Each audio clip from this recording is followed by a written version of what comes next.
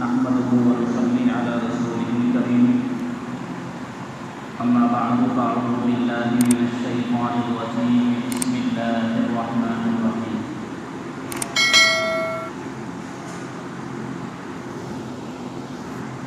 إن عدة الشهور عند الله 12 شهرا في كتاب الله يوم خلق السماوات والأرض منها 4 حرم. بزرگوں، بھائیوں اور دوستوں، اسلامی سال اس مہینے سے شروع ہوتا ہے.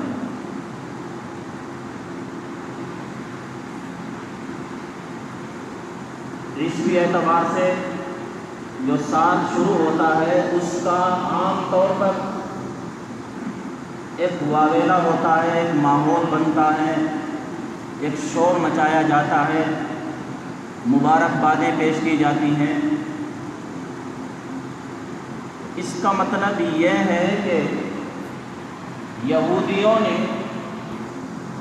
اپنی تاریخ کو برقرار رکھا ہوا ہے اور موقع در موقع اس کی شہرت کے لیے اشتہارات کو نکالنا اور ماحول کو بنانا، اپنی تاریخ کو اجاگر کرنا، اپنی تاریخ کو دنیا میں پھیلانا، گویا وہ اپنی اس کو ذمہ داری سمجھتے ہیں اور اس میں وہ کامیابی ہیں. اب ہمارا حال یہ ہے کہ جس وقت جنوری کا مہینہ شروع ہوتا ہے تو مبارکباد دینے کو ہی بہت بڑا ثواب کا عمل، ثواب کا کام سمجھتے ہیں، جبکہ مبارکباد دینا یہ ایک رسم ہے، غیر اللہ کا، غیروں کا طریقہ ہے، اس سے ہمیں بچنا چاہیے. تحقیقات تو ہمارے یہاں ہوتی نہیں، تعویلات ہمارے یہاں ہو جاتی ہیں اور لکیر کا فقیر بن کر ہم لوگ اس راستے پر چل پڑتے ہیں جو غیروں نے شروع کیا. آپ میں سے ذرا غور کریں، کتنے لوگ ایسے ہوں گے جنہیں یہ معلوم ہوگا کہ بھئی اسلامی مہینہ اور اسلامی سال شروع ہو چکا ہے، آج 3 تاریخ بھی ہے، لیکن بڑی خاموشی کے ساتھ یہ نکل جاتا ہے. کسی شاعر نے کہا، ہو رہی ہے زندگی مثل برف کم، رفتہ رفتہ دھیرے دھیرے دم بدم. آدمی کہتا ہے میری عمر مثلاً 30 سال کی ہو گئی، بڑا خوش ہوتا ہے، کیک کاٹے جاتے ہیں، کھانے بنتے ہیں، دعوتیں ہوتی ہیں، خوشیاں منائی جاتی ہیں. کس بات پر؟ کہ میں 30 سال کا ہو گیا ہوں، میری آج تاریخ پیدائش، ڈیٹ آف برتھ. مسلمانوں، ہمیں یہ سوچنا چاہیے کہ اللہ رب العزت نے جو ہمیں زندگی دی تھی اس کے 30 سال کم ہو گئے، خوشی کاہے کی؟ خوشی تو اس بات پر منائی جائے اگر آپ دین کے اعتبار سے ترقی کرتے جا رہے ہیں. ہمیں عزم لینا چاہیے، ارادہ کرنا چاہیے کہ گزشتہ مہینہ، گزشتہ سال جو ہمارا جس اعتبار سے گزرا، ہم آئندہ دینی اعتبار سے اس کے اندر ترقی لائیں گے. اس لیے میرے بھائیوں، اپنی تاریخ کو یاد رکھنا، اپنی پہچان کو یاد رکھنا، یہ بھی ایمان کا حصہ ہے.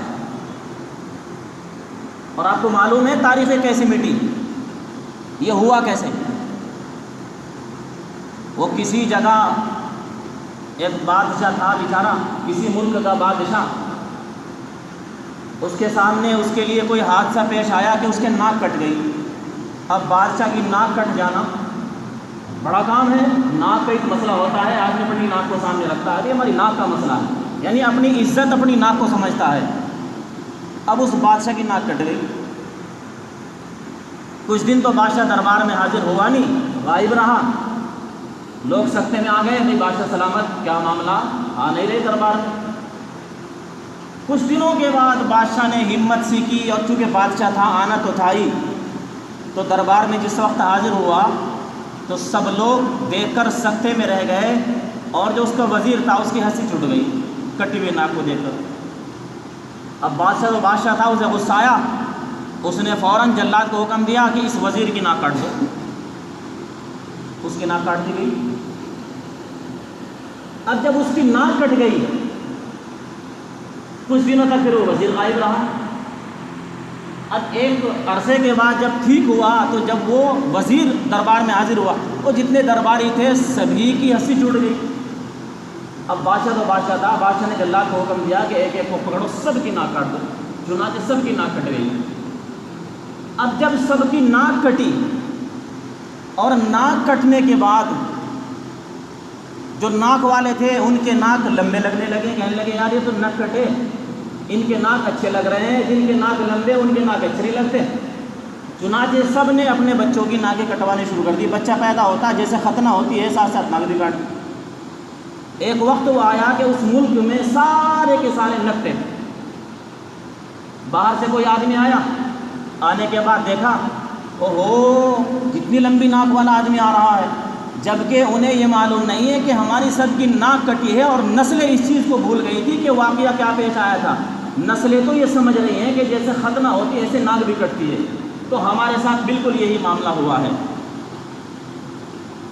پہلے زمانے میں چاہے وہ فرعون ہو، چاہے وہ حامان ہو، چاہے وہ قارون ہو، چاہے وہ شداد ہو، سب کے چہرے پر داڑھیاں ہوا کرتی تھی۔ آپ نے سنا ہوگا کہ فرعون کا جب غرق آنے کا نمبر آیا تو اس کے درباریوں نے کہا کہ بادشاہ سلامت، آپ بڑے خوبصورت لگتے ہیں اور آپ کے پاس تو موتی ہیرے جواہرات ہیں، آپ اپنی داڑھی میں ہیرے جواہرات جڑ دو، بڑے آپ سونے کا تاج سر پر ہے اور نیچے ہیرے جواہرات جڑے ہوئے ہیں، آپ بڑے خوبصورت لگیں گے۔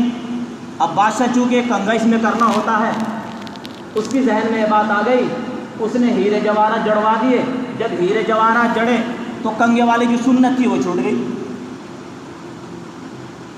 اس کے بعد کہنے لگے کہ بادشاہ سلامتی، ہزاروں لوگ آپ کے یہاں کھانا کھاتے ہیں اور اس طریقے سے تو لنگر اگر چلتا رہے گا تو خزانہ خالی ہو جائے گا، آپ چنانچہ اس کو بند کرا دو ورنہ تو خزانہ خالی ہو سکتا ہے۔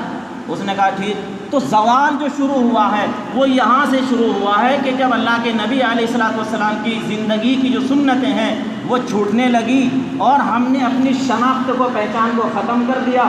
یہودیوں نے اپنی شناخت بنائی اور بنانے کے بعد اتنی شہرت کی کہ ان کی شناخت ہم پر چھا گئی۔ اب داڑھی کو رکھنا عیب سمجھا جانے لگا۔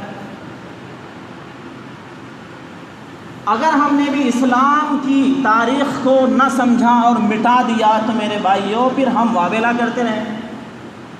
یاد رکھیں جو مہینہ ہے، ان عدۃ الشہور عند اللہ 12 شہرا فی کتاب اللہ، جس وقت اللہ رب العزت نے اس دنیا کو پیدا فرمایا تھا اسی وقت سے اللہ نے ان 12 مہینوں کی تعین فرمائی تھی، اور یہ 12 مہینے کسی کی ایجاد نہیں ہے بلکہ اللہ نے ان کو اسی وقت متعین فرما دیا تھا، اور دنیا جب سے بنی ہے تب سے 12 ہی مہینے چلے آ رہے ہیں۔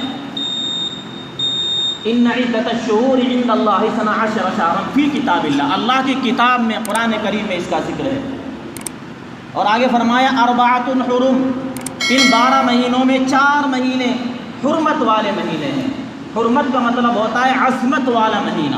4 مہینے، ان 4 مہینوں میں یہ جو ماہ مہینہ ہے جس کو محرم کا مہینہ، جہاں سے سال کی شروعات ہوتی ہے اسلامی سال کی، تو یہ مہینہ بھی ان 4 مہینوں میں ایک مہینہ ہے حرمت والا۔ اس کی حرمت، اس کی عظمت حدیث پاک میں جگہ جگہ بہت ساری احادیث سے ثابت ہوئی ہے۔ اور میرے بھائیوں یہ جو مہینہ ہے، اس مہینے میں اس وقت میں حرمت کا مطلب عظمت والا ہے، جنگیں جو ہوا کرتی تھی، کفار مشرکین بھی اس مہینے کو اور اس کے ساتھ جو 3 مہینے ہیں ان میں جنگ و جدال بالکل ختم کر دیا کرتے تھے۔ بھئی یہ 4 مہینے حرمت کے ہیں، عظمت کے ہیں، ان کا احترام کرنا ضروری ہے۔ ان مہینوں میں ہم کوئی بھی اس بھگوان جس کو کہتے تھے اس وقت میں ہم اللہ رب العزت کہتے ہیں، اللہ تعالیٰ کہتے ہیں کہ اس کی کوئی بھی مخالفت اور کوئی بھی گناہ، کوئی بھی چیز ایسی نہیں کریں گے۔ تو یہ کفار بھی اس وقت سے کرتے آئے تھے۔ تو جب یہ مہینہ ہم اور ہماری زندگی میں شروع ہو رہا ہے، ہمیں اس کی عظمت کو سمجھنا ہے اور اس میں عزم کرنا ہے، اپنی زندگی کے اندر تبدیلی پیدا کرنی ہے۔ اور دیکھو اتفاق، آج 3 تاریخ ہے، آنے والا جمعہ اس کو 10 تاریخ ہوگی، محرم کی 10 تاریخ کو انسان اور جنات تو غفلت میں پڑا ہوا ہے۔ انہی 2 چیزوں سے اللہ کے یہاں بعض پرس اور سوالات ہونے ہیں، اچھے برے کا۔ ان کے علاوہ جتنی بھی چیزیں ہیں، آسمان زمین، اس کے درمیان جو بھی چیزیں ہیں، وہ خوف کرتی ہیں، ڈرتی ہیں کہ کہیں آج وہ قیامت کا دن نہ ہو۔ جمعے کا دن ہوگا اور محرم کی 10 تاریخ ہوگی اور قیامت آئے گی۔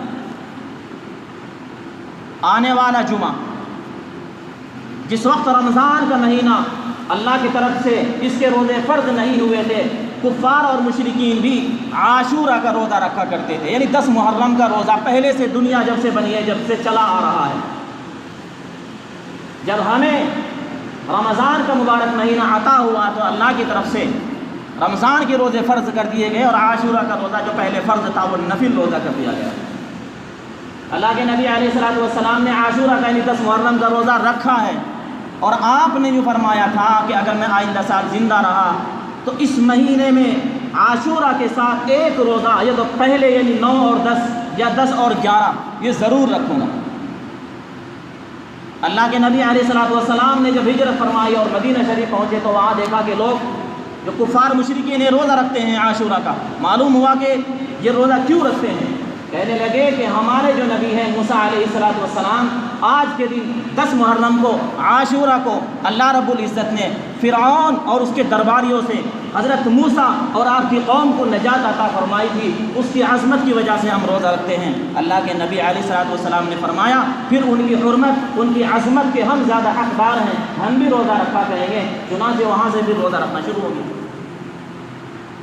اس لیے میرے بھائیوں، ہم ارادہ کریں، ہم عزم کریں، اپنی نیتوں کو، اپنے ظاہر باطن کو تبدیل کریں۔ جان ٹھہری جانے والی جائے گی، آنے والی کس سے ٹالی جائے گی، روح رگ رگ سے نکالی جائے گی، تجھ پہ ایک دن خاک ڈالی جائے گی، ایک دن مرنا ہے، آخر موت ہے، کر لے جو کرنا ہے، آخر موت ہے۔ وآخر دعوانا